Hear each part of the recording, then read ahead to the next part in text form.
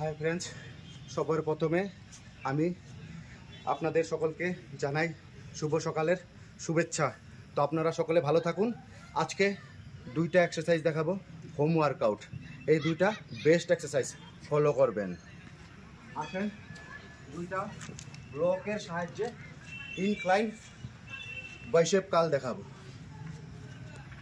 এইভাবে পিঠটাকে দেওয়ালের সাথে লাগিয়ে নেবেন, পাউটাকে থোড়া আগে করে নেবেন, দুটা ব্লকের সাহায্যে ইনক্লাইন বাইসেপ কাল করবেন।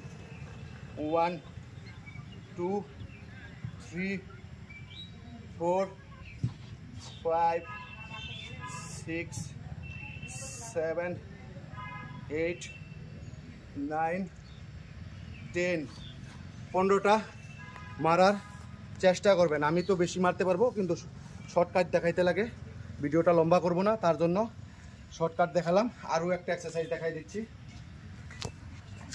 এই পজিশন নিয়ে নেবেন, নিয়ে এই বাইসেপ কাল করবেন।